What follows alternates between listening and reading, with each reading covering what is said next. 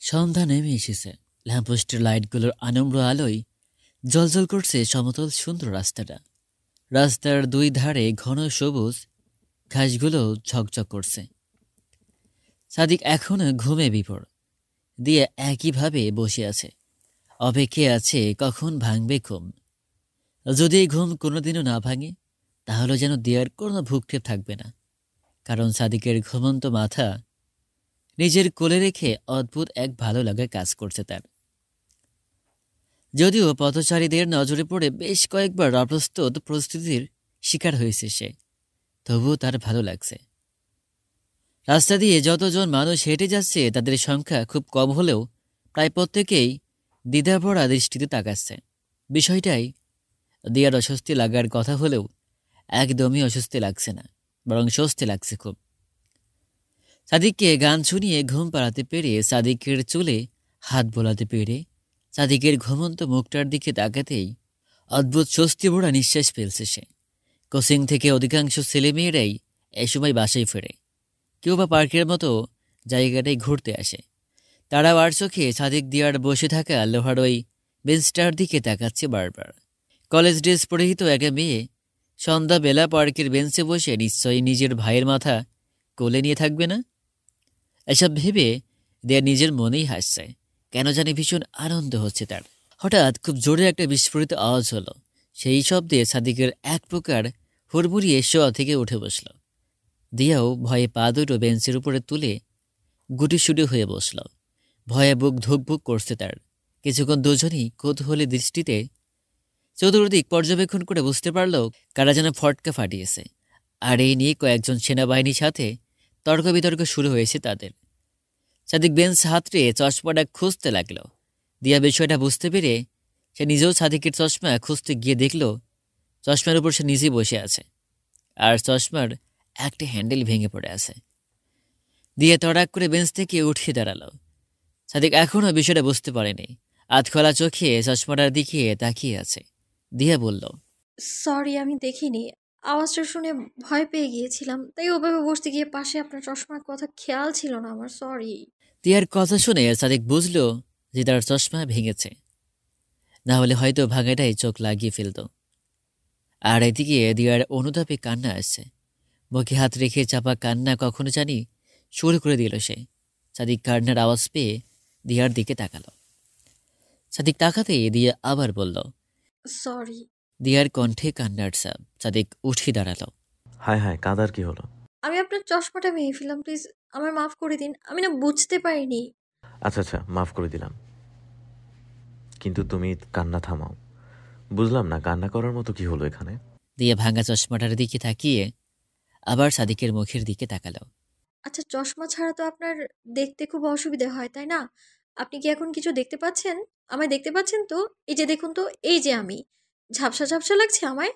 আলোর দিকে তাকান তো, আলোটা কি ঝাপসা লাগছে?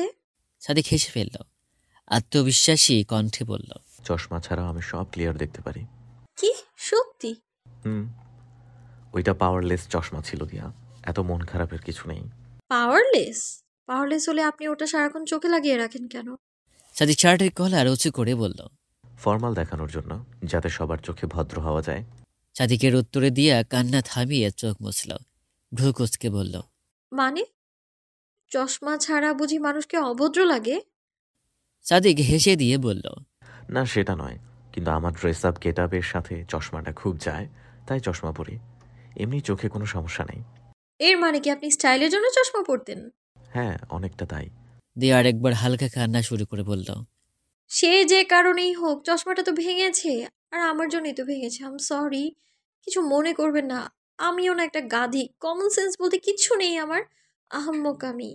সাদিক কি বলবে বুঝতে না পেরে দিয়ার হাত ধরল।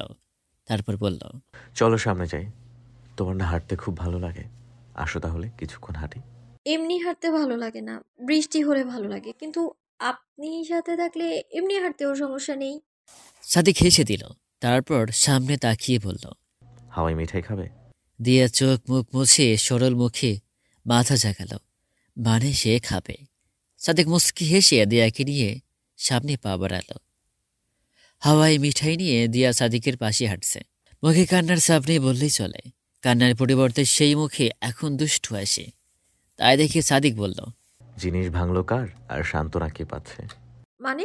মানে চশমাটা আমার ভাঙলো, সেজন্য কাদার কথা ছিল আমার, আর সান্ত্বনা দেওয়ার কথা ছিল তোমার। কিন্তু উল্টো হলো কি, তুমি কাঁদছো আর আমি তোমাকে সান্ত্বনা দিচ্ছি। আমার জন্য কারো কোনো ক্ষতি হলে আমার খুব কষ্ট হয়, দুঃখ লাগে আমার। এটা কিন্তু ভালো, কারণ তোমার কষ্ট দেখে যার ক্ষতি হলো সে নিজেই কষ্ট ভুলে যাবে। তাহলে কি আপনিও আমার কষ্ট দেখে নিজের কষ্ট ভুলে গিয়েছিলেন? আমার তো কষ্টই হয়নি। তাহলে কি ভালো লেগেছে? আমার কিছু লাগেনি। আমি অন্যদের কথা বলছি। অন্যরা কারা? যেমন ট্রেনে নুহাসের কথাটাই চিন্তা করো। তুমি নুহাসের গায়ে কফি ফেলে সেদিন এমনভাবে অ্যাপোলোজাইজ করেছিলে যে ও এতটা রকচটা হয়েও তোমাকে কিচ্ছু বলতে পারেনি। বলা উচিত না, কারণ সেটা অবশ্যই তুমি নিজের ইচ্ছায় করনি। কিন্তু নুহাস কি উচিত অনুচিত বোঝার মানুষ? মেজাজটা কিন্তু ওই স্কিন স্পেশালিস্ট আপুটার উপর দেখিয়েছিলে, মনে আছে? তবুও তোমাকে কিছু বলেনি। দিয়া চুপ হয়ে গেল, মুখটাও গোমড়া। নওয়াজ কি সত্যি এই কারণে তাকে কিছু বলেনি? দিয়া তখন না বুঝলেও পরে ঠিকই বুঝতে পেরেছে নওয়াজ কেন তাকে কিছু বলে না। সাদিকের তো বিষয়টা জানার কথা, সে নিশ্চয় জানে। সাদিক প্রশ্ন করল, কোথায় হারিয়ে গেলে দিয়া মির্জা? না, কিছু না। বাহ, এবার দিয়া মির্জার ডাকায় রাগ করলে না তো? রাগ করলে খুশি হবেন? মানে আপনি আমাকে রাগানোর জন্য বলেন, তাই না? ঠিক তা নয়, দিয়া মির্জার মতো তোমাকে লাগে দেখেই বলি। কিন্তু রাগলে আরো বেশি দিয়া মির্জা লাগে, সেজন্যও বলি। হে আল্লাহ, কোত্থেকে আসলো এই দিয়া মির্জার ফ্যান, অন্ধভক্ত! সাদিক হো হো করে হাসল। হাসিটা স্বল্প সময়ের জন্য হলেও সে হাসির ঝঙ্কারটা দিয়ার কানে বেশ কিছু সময়ের জন্য স্থায়ী হলো। সাদিক আর দিয়া বাসায় পৌঁছে দেখল বাসার ভেতর থেকে লক। এর মানে দাঁড়াই ভেতরে কেউ নিশ্চয়ই আছে। সাদিক বলল, মনে হচ্ছে বাবা চলে এসেছে। দিয়া ভয় পেয়ে বলল, হায় আল্লাহ, এবার কি হবে? আঙ্কেল আমাকে আপনার সাথে দেখলে কিছু মনে করবে না তো আবার? অনেক কিছুই মনে করতে পারে, কিন্তু নেগেটিভ কিছু মনে না করলেই ভালো। আমি তাহলে যাই, চলে যাই। মানে তুমি আবার কোথায় যাবে? আমার বাসা তো কাছেই, বাস দিয়ে গেলে হয়তো 20 মিনিটের মতো লাগবে। আমি আপাতত বাসায় চলে যাই, পরে এক ফাঁকে এসে আমার ব্যাগটা না হয় নিয়ে যাব, আর আপনার ফ্রেন্ডের কলেজ ড্রেসটাও পাঠিয়ে দিব। আরে আরে দিয়া দাঁড়াও, বাবা কিচ্ছু মনে করবে না। আপনি এত শহর হয়ে কিভাবে বলছেন? নিশ্চয়ই মনে করবে, আঙ্কেল যদি বাসায় সবকিছু বলে দেয়। বলবে না, আমি বাবাকে বুঝিয়ে বলবো। বাবা আমাদের বুঝবে। তুমি যেমন আলী আঙ্কেলকে ম্যানেজ করছো, এবার আমার টার্ন, আমি বাবাকে ম্যানেজ করব। এবার এসো তো, কোনো ভয় নাই। সাদিক দরজার সামনে এসে দাঁড়ালো। তারপর দরজায় টকা দিল। 10 সেকেন্ডের মাথায় দরজা খুলে গেল। লম্বা চওড়া নাসির আঙ্কেলকে আপাতমস্তক দেখিয়ে দিয়ার প্রথমেই একটু ভয় হলো। ছোটবেলায় দিয়া ওনাকে 1000বার দেখেছে, কোলে উঠেছে, কিন্তু তখন তো একটু ভয় লাগেনি। তাহলে আজ এত ভয় কেন লাগছে? দিয়া খেয়াল করলো নাসির আঙ্কেল এখন ওনার ইউনিফর্ম চেঞ্জ করেননি। এজন্য হয়তো কিছুটা অচেনা আর ভয় ভয় লাগছে। সাদিক প্রথমেই বাবাকে সালাম দিল, তারপর জড়িয়ে ধরল। নাসির আঙ্কেলও ছেলেকে জড়িয়ে ধরে হাসলেন, বললেন, কেমন আছো বাবা? ভালো আব্বু, কখন এসেছো? বেশি না, 10 মিনিট হলো বাসায় ঢুকেছি, তারপরেই তুমি আসলে। আমাকে জানালে না তো আজ তুমি আসবে। আমাকেও তো তুমি জানাওনি তুমি যে ঢাকা চলে এসেছো। সাদিক হেসে বলল, ও সরি আব্বু, আসলে জরুরি কাজে এসেছিলাম। আজকে রাতেই আবার চট্টগ্রাম চলে যেতে হবে। কি এমন জরুরি কাজ? সাদিক ঘাড় ঘুরিয়ে দিয়ার দিকে তাকালো। দিয়ে অনেকটাই পেছনে দাঁড়িয়ে আছে। নাসির আঙ্কেল দিয়াকে প্রথমেই চিনতে পারলে না, কারণ কলেজ ড্রেসের সাথে মাথায় স্কার্ফ পরে দিয়াকে একদম অন্যরকম লাগছে। নাসির আঙ্কেল বললেন, কেউ? বাবা, এটা দিয়া, নজির আঙ্কেলের ভাগ্নি। নাসির আঙ্কেল সতর্ক চোখে তাকালেন, তারপর হেসে দিয়ে বললেন, ও হ্যাঁ, চিনতে পেরেছি, এই জন্যই তো বলি চেনা চেনা লাগে কেন। কেমন আছো তুমি? দিয়ে মসৃণ হাসি দিয়ে বলল। ভালো আঙ্কেল, আপনি ভালো আছেন? নাসির আঙ্কেল জিজ্ঞাসু কণ্ঠে বললেন, হ্যাঁ ভালো, কিন্তু বাদ বাকি আলাপ পরে হবে, আগে ভেতরে ঢুকতে দাও। ও এক্সাম দিয়ে এসেছে, সে কখন, খুব টায়ার্ড তো। নাসির আঙ্কেল দরজা থেকে সরে বললেন। আচ্ছা আচ্ছা, ভেতরে এসো। নাসির আঙ্কেল গোসল করে এসে সোফায় গা এলিয়ে বসেছেন। তেমন হাতে চ্যানেল পাল্টাতে পাল্টাতে কফিতে চুমুক দিচ্ছেন। দিয়াও একই ঘরে বসে আছে, অনেকটা দূরে একটা সিঙ্গেল সোফায়। পরনে নিম পাতা রঙের সালোয়ার কামিজ। সাদিক তার বাবাকে কি বলে ম্যানেজ করেছে সেটা এখনও দিয়ার জানা হয়নি। শুধু দেখেছে বাবা আর ছেলে ঘরের ভিতরে কি সব গুচুর বুচুর করছে। তারপর নাসির আঙ্কেল দিয়াকে আর কিছু জিজ্ঞেস করেনি। দিয়া ভাবল পরে এই বিষয়ে সাদিকের সাথে কথা বলবে। নাসির আঙ্কেল দিয়ার নাম ধরে ডাকলেন। দিয়া জবাব দিল, জি আঙ্কেল। কি অবস্থা? তোমার নানুর বাসার সবাই কেমন আছে? আলহামদুলিল্লাহ, সবাই ভালো আছে। তানহা, তোহফার কি অবস্থা? আর তোমার মামুনি কেমন আছে? তানহার মামুনি তো মোটামুটি স্বাভাবিক, কিন্তু তোফার অবস্থা খুব একটা ভালো না। বাচ্চা মানুষ তো, এত বড় শখ নিতে পারেনি, ভেঙে পড়েছে, কান্নাকাটি করে। বুঝতে পেরেছি। আমাকেও এই ছোট মেয়েটাকে নিয়ে টেনশন হচ্ছিল। তোমার মামা তো তোফাকে অনেক আদর করতেন। হ্যাঁ, আর তোফাও বাবা ভক্ত মেয়ে ছিল। খারাপ লাগে ওর জন্য। তোমার মামা খুব তাড়াতাড়ি চলে গেছেন আমাদের ছেড়ে। এত অল্প বয়সে বাচ্চাগুলো বাবাকে হারালো। মেনে নিতে খুব কষ্ট হচ্ছে, বুঝলে মা? নাসির আঙ্কেল দীর্ঘশ্বাস ফেললেন। সাদিক তোয়ালে গলায় জড়িয়ে ভেতরে ঢুকল। দিয়ার দিকে একবার তাকিয়ে তারপর বাবার দিকে তাকালো, বলল, আব্বুর ডিনার রেডি করব। কি খাবে বলো? এখন আবার রান্না করবে নাকি? হ্যাঁ, রান্না না করলে ডিনার হবে কিভাবে? আমি একটু পরে নিচে যাব, ডিনার নিয়ে আসবনি। তোমার কষ্ট করে রান্না করতে হবে না। বসো, রেস্ট নাও। সারা রাত তো জার্নি করতে হবে আবার। আরে ব্যাপার না, বাইরের কিছু খেতে ইচ্ছে করছে না আমার। ঘরেই লাইট কিছু বানিয়ে ফেলি, কি বলো? এখন রান্না করতে গেলে তোমার দেরি হয়ে যাবে না? কতক্ষণ টাইম আছে আর? 7টা বাজে। তোমার কয়টায় বের হবে? 9টায়।